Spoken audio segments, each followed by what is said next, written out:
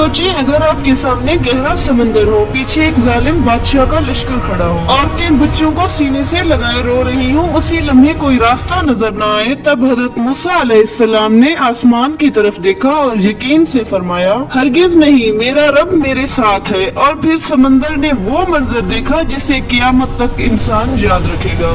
आज हम सुनेंगे फिरौन के अंजाम का वो वाक़या जिसने गरूर को हमेशा के लिए डुबो दिया। मिस्र की रात अजीब खामोश थी। नील का पानी चांदनी में चमक रहा था। महल के मीनार आसमान को छूते महसूस होते थे और इस महल के अंदर सोने के तख्त पर बैठा था फिरौन। उसकी आंखों में गरूर था। हजारों गुलाम उसके सामने झुके खड़े थे। वो खड़ा हुआ, हाथ बुलंद किया, बुलंद आवाज में कहा, ए लोगों, क्या मिस्र की बादशाही मेरी नहीं? क्या ये नहरें मेरे हुक्म से नहीं बहती? दरबारी फौरन बोल उठे, आप ही हमारे रब हैं। फिरौन के चेहरे पर मुस्कुराहट आ गई, लेकिन उस शहर के कच्चे घर में एक माँ के दिल में खौफ की आग जल रही थी। आज हुक्म आया था, बनी इसराइल के हर नौमौलूद बेटे को कत्ल कर दिया जाएगा। दरवाजे पर सिपाहियों के कदमों की चाप सुनाई देती तो औरतें कांप जाती। इसी खौफ के आलम में एक बच्चा पैदा हुआ। माँ ने उसे सीने से लगाया, आंखों से आंसू बह रहे थे। अचानक दिल में एक आवाज आई, इसे दरिया में डाल दो, हम उसे वापस तुम्हारी तरफ लौटा देंगे। ये अल्लाह की तरफ से इल्हाम था। माँ के हाथ कांप रहे थे, लेकिन ईमान खौफ से बड़ा था।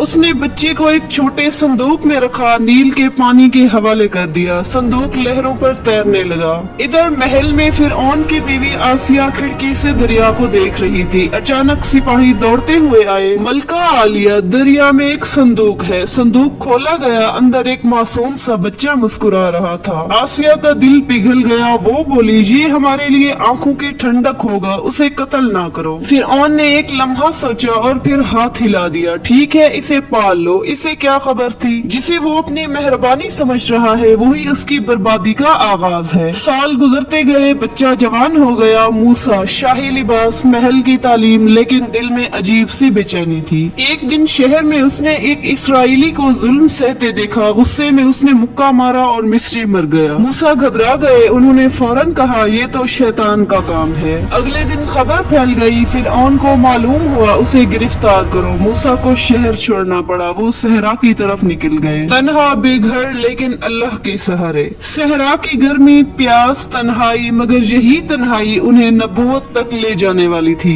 कोहे तूर के करीब एक रात आग की रोशनी दिखाई दी। मूसा आग की तरफ बढ़े। अचानक आवाज आई, ए मूसा, मैं तुम्हारा रब हूँ। जमीन कांप उठी। मूसा को नबूवत अता हुई। हुक्म मिला, फिरौन के पास जाओ, वो सरकश हो चुका है। मूसा अलैहिस्सलाम का दिल धड़कने लगा। जिस शख्स के महल में वो पले बढ़े, अब उसी के सामने हक की आवाज उठानी थी। सुबह का वक्त था। मिस्र के शाही महल में सिपाही कतारों में खड़े थे। दरबारी सर झुकाए मौजूद थे। सुनहरे तख्त पर बैठा था फिरौन। दरवाजा खुला। मूसा अलैहिस्सलाम और हारून अंदर दाखिल हुए। महल में सरगोशियां होने लगी। फिरौन ने तंजिया मुस्कुराहट के साथ कहा, ओहो, तुम तो वापस ही आ गए। क्या तुम वही नहीं जो हमारे घर में पले बढ़े? मूसा अलैहिस्सलाम ने पूरे वकार से जवाब दिया, मैं रब्बुल आलमीन का रसूल हूँ। बनी इसराइल को मेरे साथ भेज दो और एक अल्लाह की इबादत करो। ये अल्फाज सुनकर दरबार में सन्नाटा छा गया। फिरौन का चेहरा सुर्ख हो गया। वो बोला,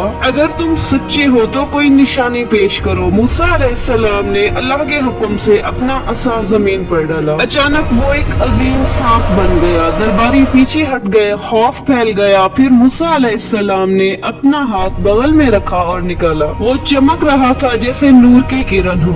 फिरौन ने फौरन कहा, ये तो खुला जादू है। तुम लोगों को अपने मुल्क से निकालना चाहते हो। उसने मशीरों को हुक्म दिया, पूरे मिस्र से माहिर जादूगर जमा करो। मैदान लोगों से भर चुका था। हर तरफ शोर था। फिरौन अपने तख्त पर बैठा था पूरे गरूर के साथ। जादूगर आगे बढ़े। उन्होंने मूसा अलैहिस्सलाम से कहा, पहले तुम फेंकोगे या हम? मूसा अलैहिस्सलाम ने फरमाया, तुम ही शुरू करो। उन्होंने अपनी रस्सियां और लाठियां फेंकी। लोगों की आंखों पर जादू का असर हुआ। मैदान सांपों से भरा नजर आने लगा। लोग खौफजदा हो गए। अल्लाह ने मूसा अलैहिस्सलाम से फरमाया, डरना नहीं, तुम ही गालिब रहोगे। मूसा अलैहिस्सलाम ने असा फेंका। वो एक अजीम अजदहा बन गया और पलक झपकते में सबको निगल गया। मैदान में सन्नाटा छा गया। जादूगर फौरन सजदे में गिर पड़े। वो पुकार उठे, हम ईमान लाए हैं मूसा और हारून के रब पर। ये